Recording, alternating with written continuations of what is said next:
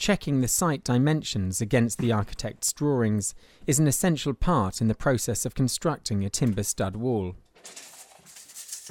This is especially important if the wall is going to be built prior to installation. Allowing a tolerance of 25 mm between the height of the opening and frame will ensure no difficulties occur when manoeuvring the framework into position. This demonstration will illustrate a method of pre-constructing a straight stud wall with a window and door opening. Calculate the total quantity of timber required before beginning to mark and cut each piece to length, whilst referring to the original drawing and site dimensions.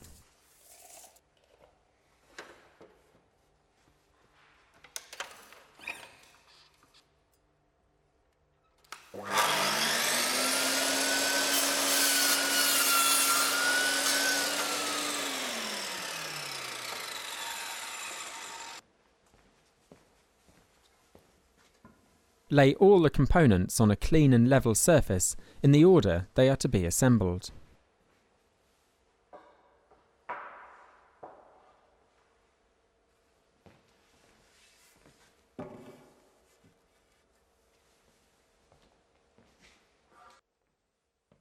Traditionally, timber stud walls had complex joints to strengthen the frame. It's common practice nowadays to use simple butt joints secured with nails. Care should be taken when securing any joints at the corners of the frame to prevent splitting the timber down the length of the grain. This can be avoided if pilot holes are bored through the timber prior to fixing, or alternatively, flattening the points of the nail to prevent the grain parting as the nails are driven into the timber. Directing the nails into the timber in a dovetailed formation will improve the strength of the joints.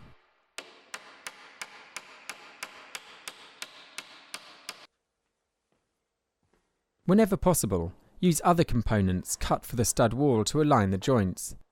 This will prevent unnecessary marking out, improve accuracy, and speed up the construction process.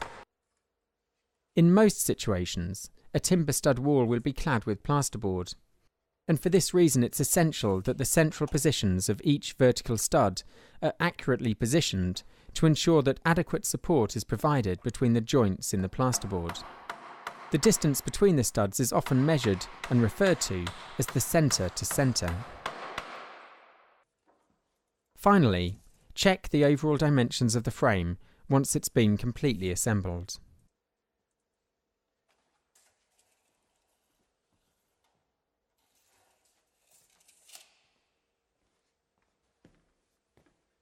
Use a length of batten to mark the width of the frame at the point of the door opening and transfer this position lower down the wall.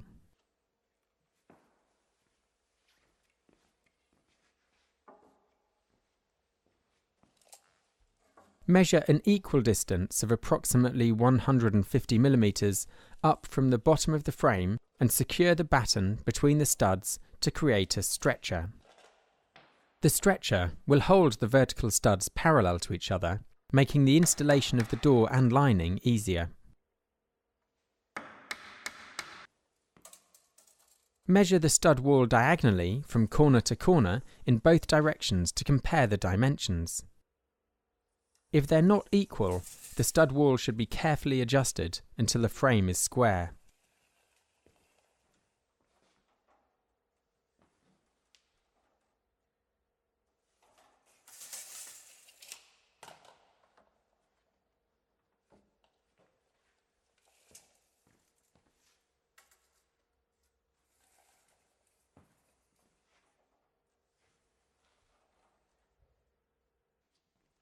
Place a batten diagonally across one corner of the frame and temporarily brace it with round head nails.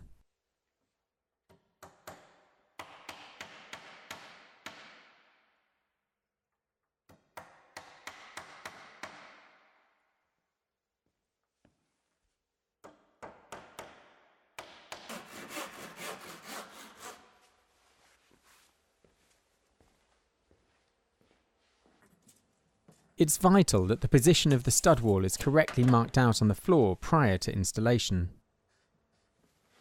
In this demonstration, the straight wall is required to be fixed square to the existing wall.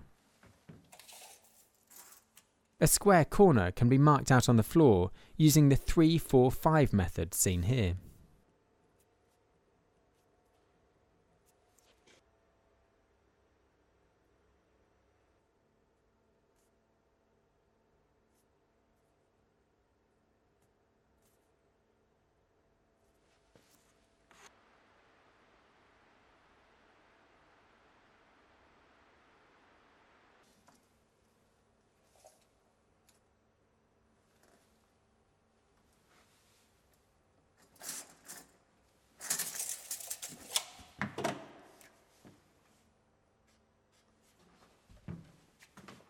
Place the stud wall into position and secure it temporarily across the head with several folding wedges.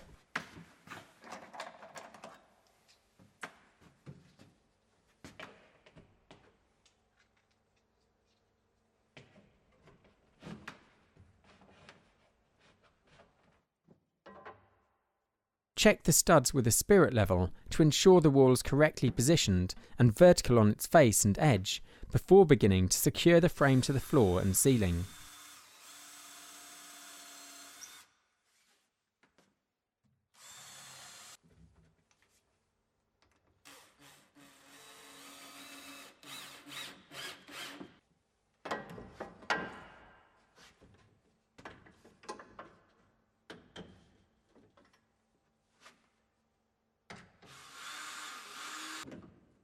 Remove the temporary brace and stretcher from the face of the frame to complete the manufacture and installation of a timber stud wall.